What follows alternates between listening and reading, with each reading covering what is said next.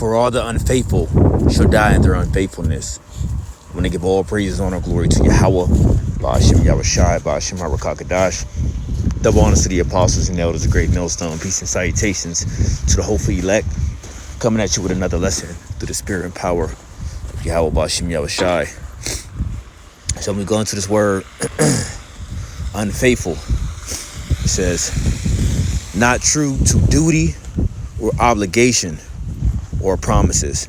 Now let's read a little bit up. In the mid-14th century, it says acting falsely, not faithful. In Middle English, it also had a sense of infidel, unbelieving, irreligious, sense of not faithful in marriage, right? Now, when you think about us, the Israelites, well, we are married to the Most High, okay? We are his woman, right? And we became unfaithful, right? Through idolatrous acts of us joining ourselves with these different deities, these false gods, as the scriptures call them, the gods of these other nations, right? So we became that unfaithful woman. We became an harlot. Matter of fact, let's get this first scripture.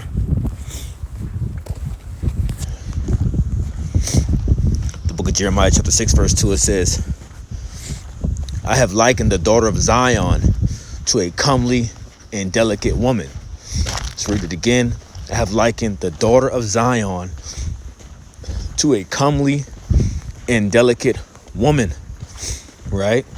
So we are the woman of the Most High, and we went astray from our power, okay, and cleaved unto what? Cleaved to the way of the heathens, cleaved unto idols, right? So we became an unfaithful people, an unfaithful nation. Now, what you have the elect returning back to Yahweh Ba'ashem Yahushai, right? Returning to our power, returning to our husband, right? Stopping from the harlotry. Now, let's get this. Jeremiah chapter 3, verse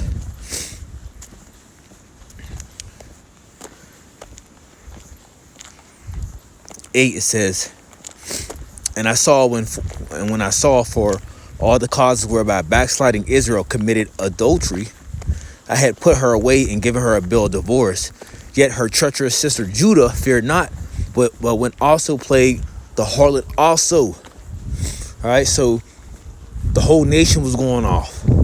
Israel first, and then Judah was right behind Israel into this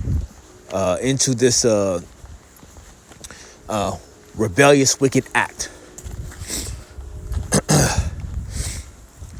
So let's go further down. It says unfaithful, not true to duty or obligation or promises. Let's get a scripture on that real fast as well. Let's go to the book of Ecclesiastes, chapter 12, verse 13. Because what is your duty? What is your duty as an Israelite? What is your duty? Let's start with an Israelite man, because that's who the Lord is dealing with first and foremost, the men of the nation. Your duty as an Israelite man, what is that? The book of Ecclesiastes, chapter 12, verse 13, it says, let us hear the conclusion of the whole matter.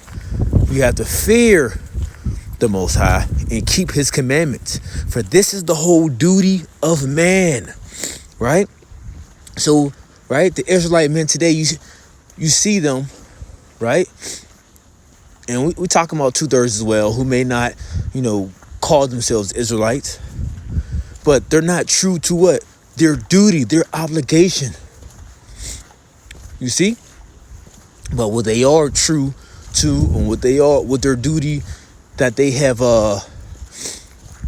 their duty that they choose to do, right? The things that's in the flesh, things that are carnal, things that are not profitable, to their spirit, things that they are faithful to, is what? Death.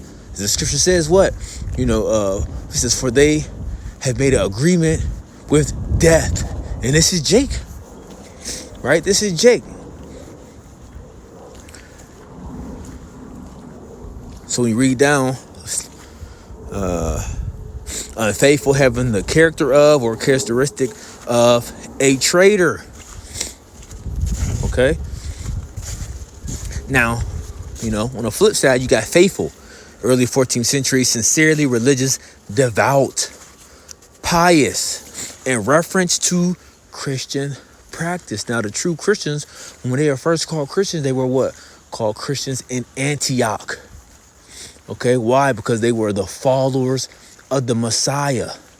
That term was put on them more of in a mocking sense of them being followers of the Messiah. Right?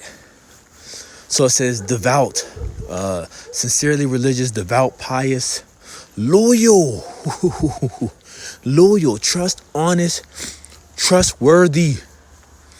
You see? Now, let's get this.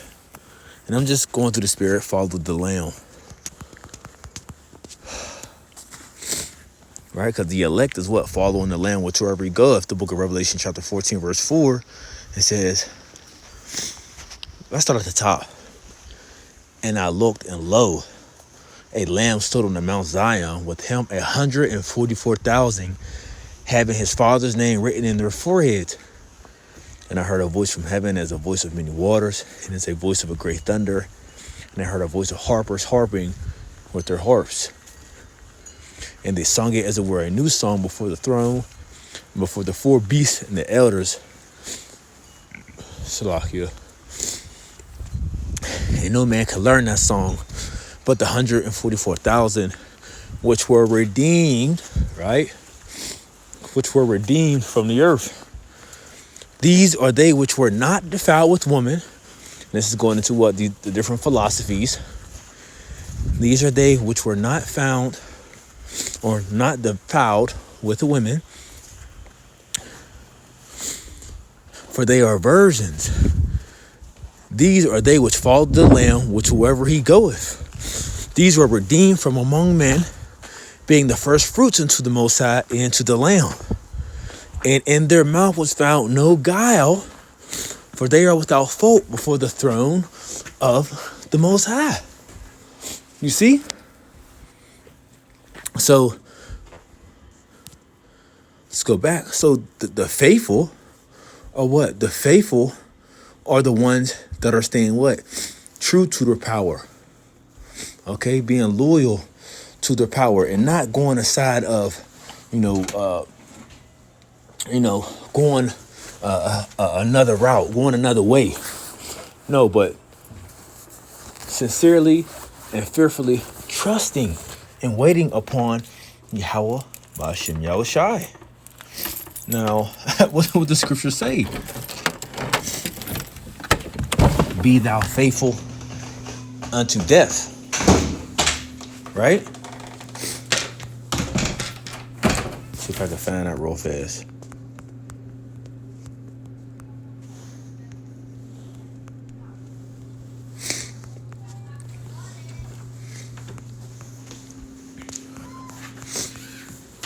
Oh boy. Let's see if I can find it. Be thou faithful. That's a nice one. Oh, let's read this. Ecclesiastes chapter 1, verse 14. To fear the Lord is the beginning of wisdom, and it was created with the faithful in the womb. Right? So faithful in the womb. See, there was, individual people already selected and created, elected to be what? To be faithful. You see? From the beginning. Faithful unto, see if I can pop up this way. What? Be thou faithful. Boom.